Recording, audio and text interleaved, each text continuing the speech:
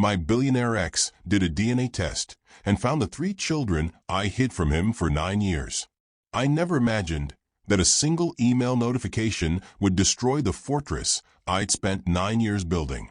Ancestry DNA has found new family matches for Ryan Castellan. 3 matches. 3 children. My children. The man I divorced 9 years ago. The man who told me I wasn't sophisticated enough for his world. Just discovered he's a father. And he's standing in my office lobby right now, showing photographs to everyone. The press is already here.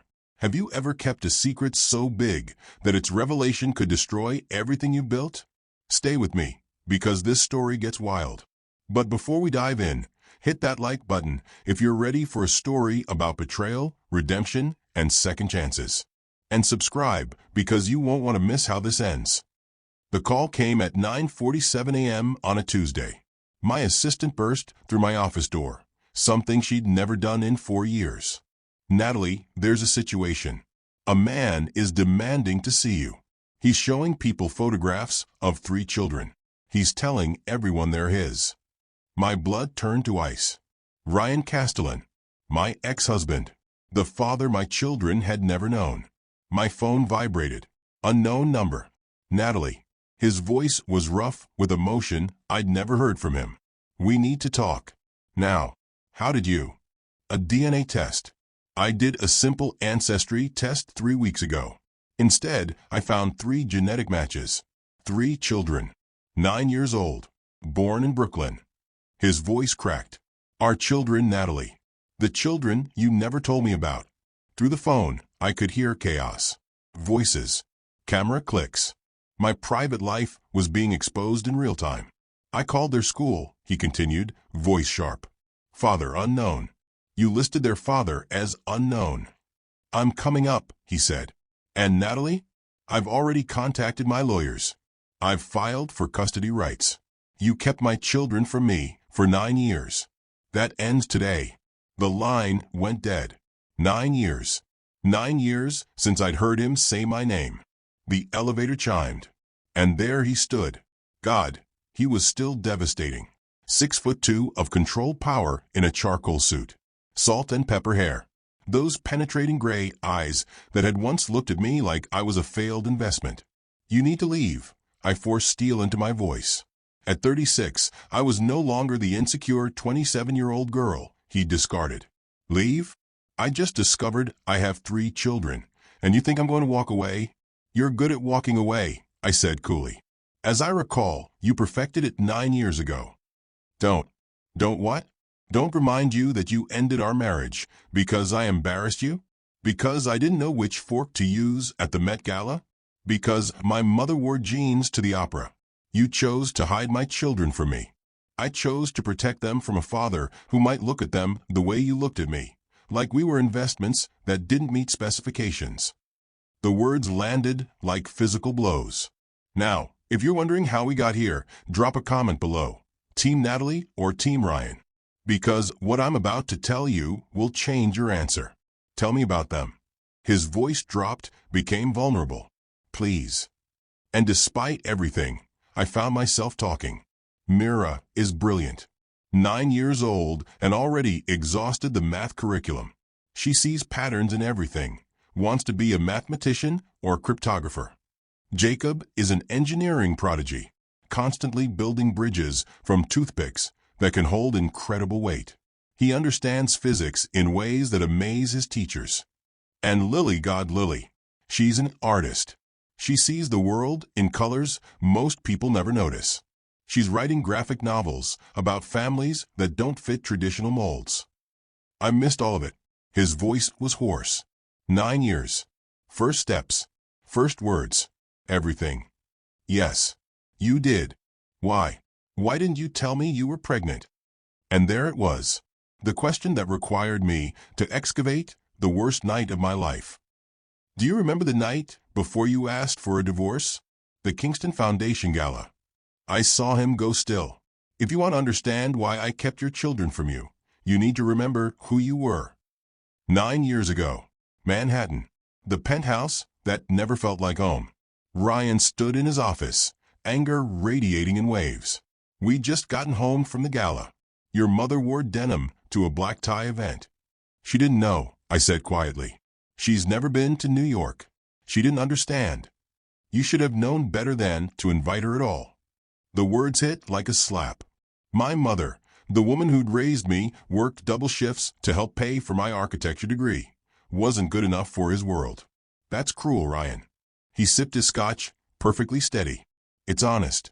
Do you know what Robert Kingston said to me?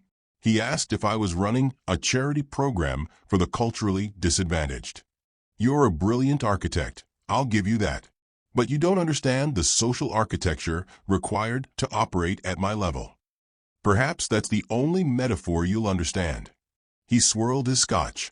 I chose you because your talent was extraordinary. I thought brilliance in one area might compensate for deficits in others. I was wrong. The assessment felt more violating than any insult. I'm your wife, Ryan. You said you loved me. I love the idea of you, the small-town prodigy I discovered at that Seattle Design Expo. But 3 years has proven that some diamonds are better left uncut. What are you saying? I'm saying I need a partner who elevates my standing. Victoria understands my world because she was born into it. Victoria, your business partner. We've been seeing each other for 8 months. She knows which fork to use. She doesn't wave at people like she's at a county fair. You're having an affair. I'm securing my future with someone appropriate. The divorce attorneys will contact you tomorrow. Just like that. 3 years dismissed. You're ending our marriage because I'm not sophisticated enough. I'm ending it because you're fundamentally incompatible with my life. You're a talented architect from rural Washington who should return to designing suburban developments. That's where you belong. Not in my world. If you've ever felt like you weren't good enough for someone, hit that like button. You're not alone. I walked out of the penthouse that night with nowhere to go. My mother had flown back to Washington. My friends were his friends first. Without my identity as Mrs. Ryan Castellan, I was nobody. 3 weeks later, I signed divorce papers. Ryan didn't even attend. The settlement was generous, $2 million, as if money could compensate for systematic emotional destruction. For weeks after signing, I was staring at a positive pregnancy test. Pregnant. After 3 years of specialists and treatments and disappointments. My body had finally done what everyone said it couldn't. At the ultrasound, the technician turned the screen toward me. 3 flickering heartbeats. Congratulations, Miss Brooks. You're having triplets. Triplets. 3 babies. 3 lives depending on me. And I was completely alone. I sat in my car for 2 hours staring at the ultrasound photos. I pulled out my phone 3 times to call Ryan. And 3 times I remembered his words. Provincial. Unsophisticated. Where you belong. If he'd said those things about me, what would he say about children I'd raised alone? I deleted his number, legally changed my name back to Brooks, and made a promise. My children would never know a father who might make them feel unworthy. The pregnancy was brutal. At 32 weeks, my blood pressure spiked, and they performed an emergency C-section. Mira, 3 pounds, 2 ounces. Jacob, 2 pounds, 14 ounces. Lily, 2 pounds, 9 ounces. 6 weeks in the NICU. Complications that nearly killed me. My mother moved from Washington to Brooklyn. She quit her job, left her home, and came to take care of us. Are you sure you don't want to tell him? She asked one night in the NICU. He gave up his rights when he decided I wasn't good enough. For the next 9 years, I rebuilt myself. Graduate school, while caring for triplets. Late nights studying while my mother rocked babies. Pumping breast milk between classes. I was exhausted. Broke despite the settlement. Overwhelmed. But I was free. Free from judgment. Free from constant assessment of whether I was worthy enough. My children grew up knowing they were loved for who they were. Myra's mathematical genius was celebrated without pressure. Jacob's engineering passion was encouraged. Lily's artistic soul was nurtured. They never asked about their father because I told them the truth. Your father and I divorced before I knew you existed. He wasn't able to be part of your lives. They accepted it. They had me, they had Grandma, they had each other. I finished my master's and started my architecture firm. Small projects, a community center, affordable housing. Sustainable designs, proving low income didn't mean low quality. Awards started coming. Bigger commissions. International recognition. 5 years after my divorce, I won the Pritzker Prize, the highest honor in architecture. The youngest woman ever. The provincial girl from rural Washington was now one of the most celebrated architects in the world. I moved to Seattle. Fresh start. Far from Manhattan and memories that stung. We built a life that had nothing to do with Ryan Castellan, until a DNA test destroyed everything. Back in my Seattle office, I finished the story. Ryan sat with tears streaming down his face. "That's why I didn't tell you," I said. "You made it clear nothing about me was good enough. I wasn't about to give you the opportunity to make our children feel the same way. I was a monster. Yes, you were. I destroyed you. You tried. But I rebuilt myself into something better." But Natalie, the vulnerability vanished. This was the Ryan I remembered. The billionaire who always got what he wanted. Those are my children too. Biologically, legally. I will fight for custody. I will fight for every single right I have. You wouldn't dare. Watch me. And that press downstairs? This story is already trending. Billionaire discovers secret children. You wanted to protect them from my judgment.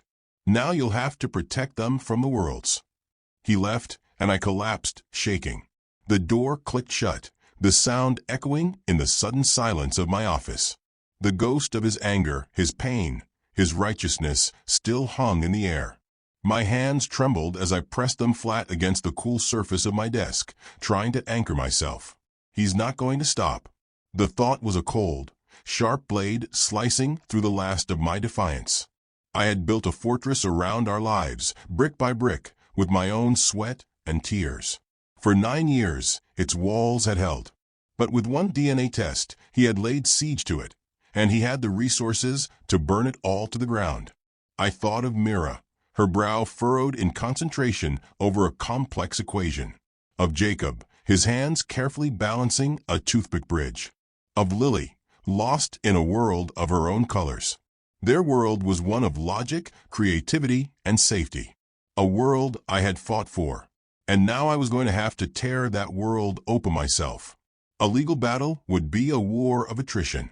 He had the money, the lawyers, the relentless power to drag this through the courts for years. My children would become exhibits. Their parentage, a headline. Their peaceful existence, a circus. They would be questioned, photographed, analyzed. The very judgment I had sought to protect them from would be amplified on a public stage. I saw it all with a devastating, crystalline clarity.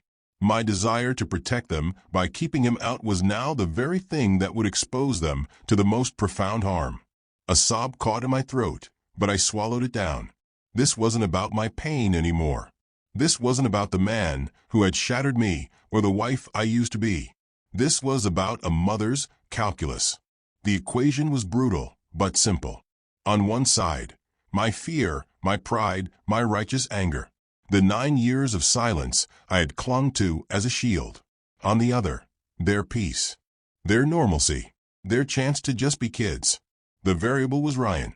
An unknown quantity. A risk. But the constant, the only thing that truly mattered, was them. I have to do this for my kids. The decision settled in my bones, heavy and final. It was a surrender, but not to him. It was a surrender to a harder, more complicated truth. Protecting them now meant controlling the chaos. It meant stepping into the ring on my terms, before a judge could force us into an arena. I would have to compromise. I would have to open the door I had sworn to keep locked forever. I would have to stand there and watch as he walked into their lives, and pray to God that the man he was now wouldn't destroy the world I had built for them. I picked up my phone, my fingers steady now, with grim purpose. It was time. I had to let him see the kids. Not because he deserved it, but because they deserved to be spared the nightmare of a custody battle. They deserved a chance to know their father, however flawed, in a controlled environment, rather than having him thrust upon them through a media firestorm and a court order. I was choosing the lesser of two heartaches. And I would do it with my eyes wide open, their safety my only compass. 3 days later, I took them to meet their father at Pike Place Market. When he saw them, his face transformed.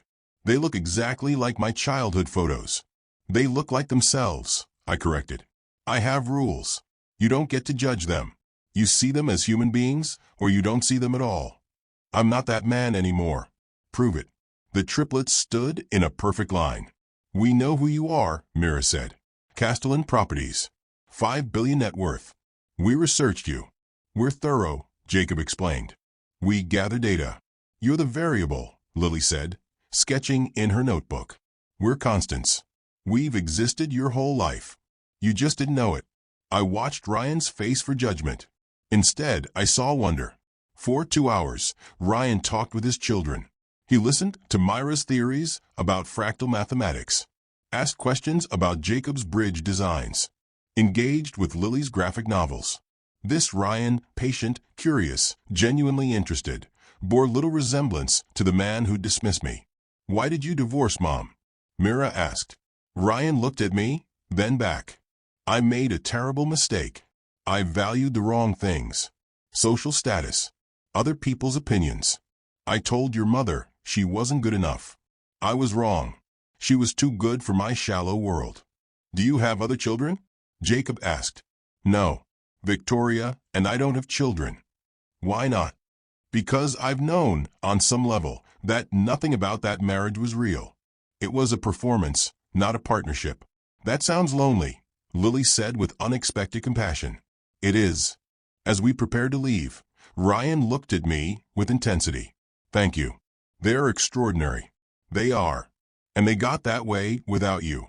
So don't think one meeting changes 9 years. Can I see them again? My children nodded enthusiastically. We'll discuss terms. Supervise visits. Clear boundaries. The first time you make them feel inadequate, you're gone forever. I swear, I will never make them feel the way I made you feel.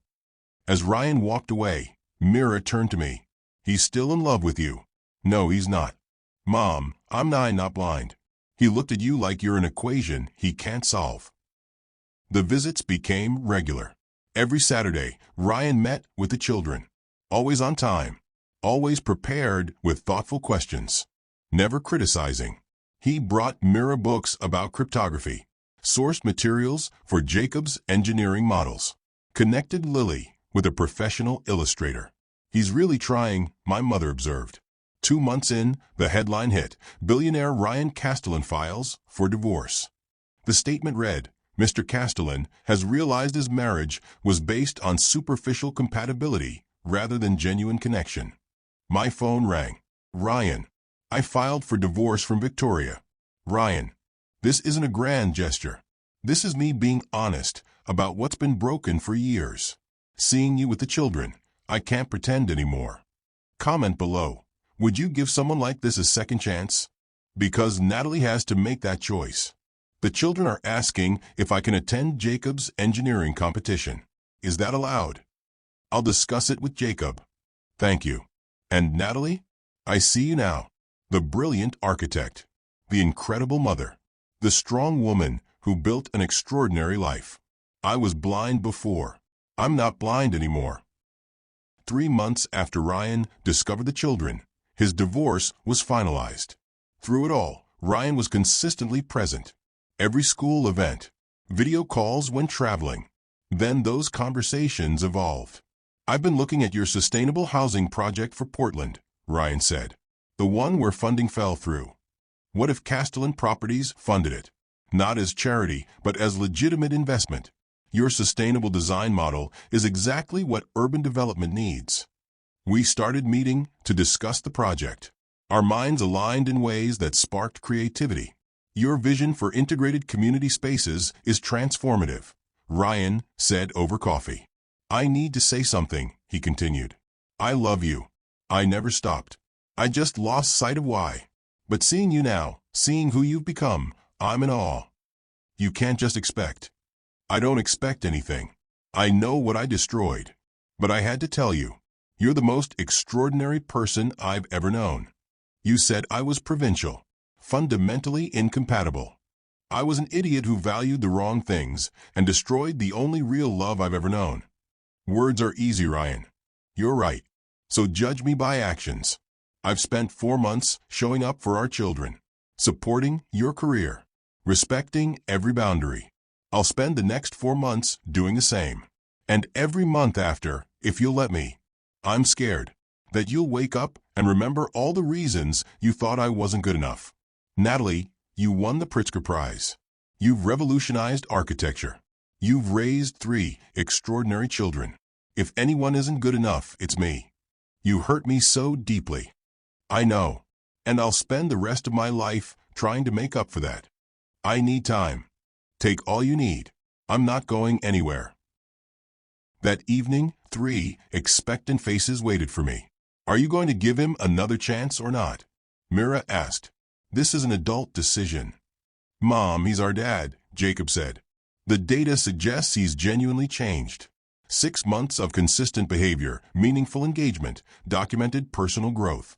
Plus, he looks at you like you hung the moon, Lily added. It's very cute. You've been happier in the last 6 months than I've ever seen you, Mira observed. What if he hurts me again? Then we'll destroy him, Mira said matter-of-factly. We have his DNA. We can make his life very difficult. I laughed despite the tension. But we don't think he will, Jacob explained. He's proven himself. Maybe it's time to trust that proof. 1 week later, Ryan invited me to dinner. An actual date. I said yes.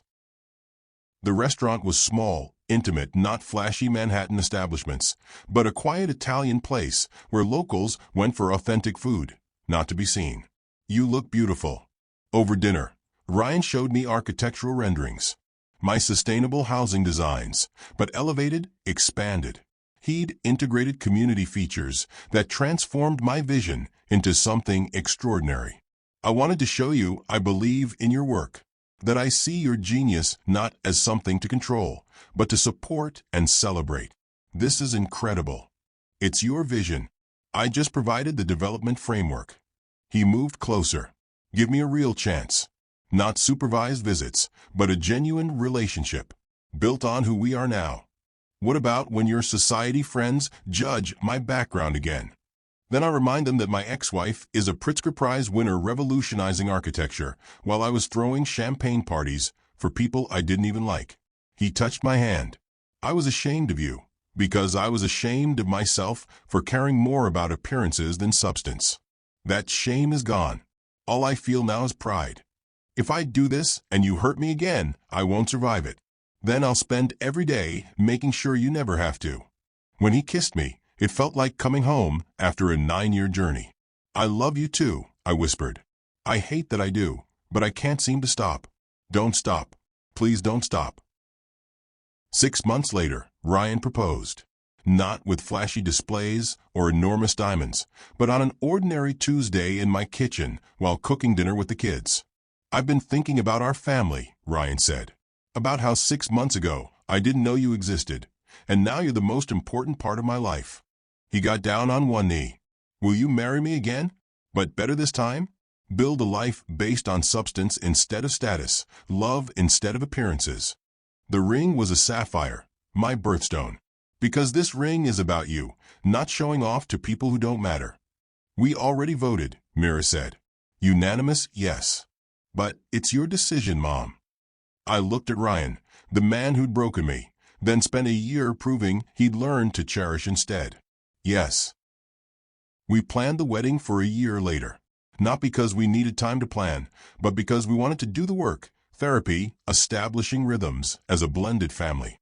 The wedding was small, held at my parents' house in Washington. Those same provincial roots Ryan had once scorned. But this time, they were honored. My father walked me down a backyard aisle. My mother played piano. Real friends, not society connections. Mira, Jacob, and Lily stood with us, part of the ceremony. They'd helped write the vows. Ryan's voice was thick. 9 years ago, I married you for the wrong reasons. Today, I marry you for the right ones. Because you're brilliant and strong. Because you forgave me when I didn't deserve it. I promise to see you really see you. My turn. Ryan, you hurt me more deeply than I thought I could survive. But you changed. Not through words, but through consistent action. I promise to keep taking risks on us. To communicate when old wounds resurface. To build a partnership based on mutual respect. 2 years into our second marriage, life was beautifully imperfect. We worked together, launching sustainable development projects, proving affordable housing could be beautiful. But professional success paled compared to watching our family thrive. One evening on our porch, Ryan asked, "Do you ever think about how different life would be if I hadn't done that DNA test?" "All the time." "Regret that I found you?" "No. This messy, complicated. Real life is better than the safe one I was living. I used to think success meant money and status. Now I think it looks like this. 3 kids inside. A wife who challenges me. Work that matters. A life built on substance." That's very evolved of you. I had good teachers. 4 of them. If this story moved you, please hit that like button and subscribe. Share this video with someone who needs to hear that people can change, that second chances are real, that the things that shatter us can also save us. Drop a comment. What would you have done in Natalie's position? Would you have told Ryan about the pregnancy? Would you have given him a second chance? Sometimes the people who hurt us most deeply are capable of becoming the people who love us best. The provincial girl from Washington and the billionaire who dismissed her found their way back to each other. Not as who they'd been, but as who they'd become. Better, wiser, more capable of real love. And if you want more stories about love, betrayal, and redemption, check out the video I'm linking in the cards above. Until next time, remember, you're always good enough, exactly as you are.